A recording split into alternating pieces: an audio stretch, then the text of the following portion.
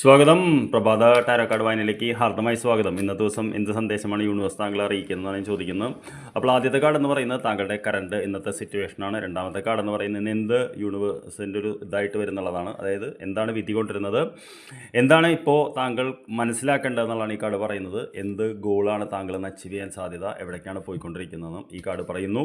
അപ്പോൾ എന്താണ് ഇന്നത്തെ താങ്കളുടെ കറണ്ട് എനർജി എന്ന് വെച്ചപ്പോൾ 7 ഓഫ് വോൺസ് എന്ന് പറയുന്ന കാർഡാണ്. 7 ഓഫ് വോൺസ് എന്ന് പറഞ്ഞു കഴിഞ്ഞാൽ കുന്നിൻ്റെ മുകളിൽ നിന്ന് പോരാടുന്ന ഒരാളെയാണ് കാണുന്നത്. അപ്രതീക്ഷിതമായിട്ട് ചില ഇത് വരുമ്പോൾ താങ്കൾ പോരാടുന്ന ഒരു കാർഡാണ്. അപ്പോൾ തീർച്ചയായിട്ടും ഇന്നത്തെ ദിവസം താല്പര്യമില്ലാത്ത ചില പള്ളിക്കെട്ടുകൾ വരാൻ സാധ്യതയുണ്ട്. നമുക്ക് ഇഷ്ടമില്ലെങ്കിൽ പോലും ചില ആളുകൾ നമ്മളെ ഇറിറ്റേറ്റ് ചെയ്യാൻ സാധ്യതയുണ്ട്. എന്തായാലും താങ്കൾ അതിനെ പ്രതിരോധിക്കും. താല്പര്യമില്ലെങ്കിൽ പോലും ഇദ്ദേഹത്തിൻ്റെ മുഖം കണ്ടാൽ അറിയാൻ പറ്റും.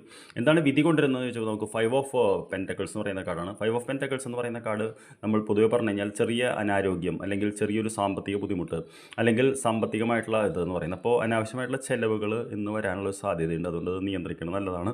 ചെറിയ രീതിയിലുള്ള അസുഖങ്ങൾ വരാൻ സാധ്യതയുണ്ട്. ചിലപ്പോൾ ഈ ഒരു കാർഡ് എന്ന് പറയുന്നത് അനാവശ്യമായിട്ട് കാശ് വെച്ച് ബുദ്ധിമുട്ടിക്കുന്നവരോ, അല്ലെങ്കിൽ കൊടുക്കാനുള്ള കാശ് നേരത്തെ ചോദിക്കുന്നവരോ, അല്ലെങ്കിൽ അനാവശ്യമായിട്ടുള്ള അസുഖങ്ങൾ വരികയോ, അല്ലെങ്കിൽ വീട്ടിലുള്ള ആർക്കെങ്കിലും വരികയോ, അങ്ങനെയൊക്കെ തോന്നി നമുക്കൊരു അനോയൻസ് പണവുമായിട്ട് ബന്ധപ്പെട്ടത് വരുന്നതാണെന്ന് പറയുന്നു. എന്താണ് നമ്മളിന്ന് അറിയേണ്ടത് എന്ന് ചോദിച്ചപ്പോൾ 10 ഓഫ് കപ്സ് എന്ന് പറയുന്ന കാർഡാണ്. 10 ഓഫ് കപ്സ് എന്ന് പറയുന്നത് സ്നേഹിച്ചിരിക്കുന്ന കുടുംബത്തിൻ്റെതാണ്. അപ്പോൾ എന്ത് തന്നെ അനോയൻസ് വന്നാലും കുടുംബത്തിലുള്ള ആരെയും ഹേർട്ട് ചെയ്യാൻ നോക്കണം, പ്രത്യേകിച്ച് പാർട്ട്ണർ, മക്കൾ പിന്നെ ഉണ്ടെങ്കിൽ. അപ്പോൾ ഇനി കുടുംബം ഇല്ലാത്തവരാണെന്ന് വെച്ച് കഴിഞ്ഞാൽ അച്ഛനമ്മ, നമ്മൾ സ്നേഹിക്കുന്ന ആൾക്കാർ, അവരെ ഇന്ന് ഹേർട്ട് ചെയ്യാൻ നോക്കണം എന്നാണ് പറയുന്നത്. കാരണം വെച്ച് കഴിഞ്ഞാൽ അവരൊരു സപ്പോർട്ടും സ്നേഹവും താങ്കൾക്ക് ഊർജ്ജമായിട്ട് നിൽക്കും ഈ ഒരു ഫൈറ്റിന് എന്നാണ് പറയുന്നത്.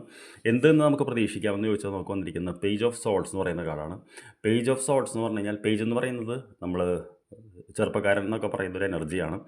അപ്പോൾ തീർച്ചയായിട്ടും സോഡ് എന്ന് പറയുന്ന ഇൻ്റലക്റ്റിൻ്റെ കാർഡാണ്. അപ്പോൾ ഇന്നത്തെ ഒരു അവസാനം, അതായത് ഒരു ഗോൾ എന്ന് പറയുന്ന, അല്ലെങ്കിൽ നമ്മൾ ഫോക്കസ് എന്ന് പറയുന്നത് ഒരുപക്ഷെ ഇന്ന് നമ്മൾ വൈകുന്നേരം ആകുമ്പോഴേക്കും ഉയർത്തി നിൽക്കാൻ സാധ്യതയുണ്ട്. ഇദ്ദേഹത്തിൻ്റെ എന്താ പറയുക, ആഗ്രഹങ്ങളാണ് ഈ മുകളിൽ പറക്കുന്ന പക്ഷികൾ എന്ന് പറയുന്നത്.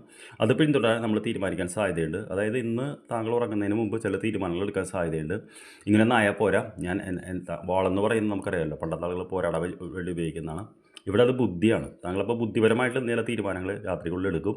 അതുമായിട്ട് മുന്നോട്ട് പോകാൻ സടകുടഞ്ഞെണീക്കും എന്നാണ് ഈ കാർഡ് പറയുന്നത്. ഒരുപക്ഷെ സാമ്പത്തികമായിട്ടോ എന്തെങ്കിലും ഒരു മേഖലയിൽ താങ്കൾ വളരെ ക്രിയാത്മകമായിട്ടുള്ള തീരുമാനം എടുക്കാൻ സാധ്യതയുണ്ട്. ഇതാണ് ഇന്ന് താങ്കളെ യൂണിവേഴ്സ് അറിയിക്കുന്നത്. I wish you A very good day. നമുക്ക് വൈകിട്ട് കാണാം. Thank you very much dear. Have A good day.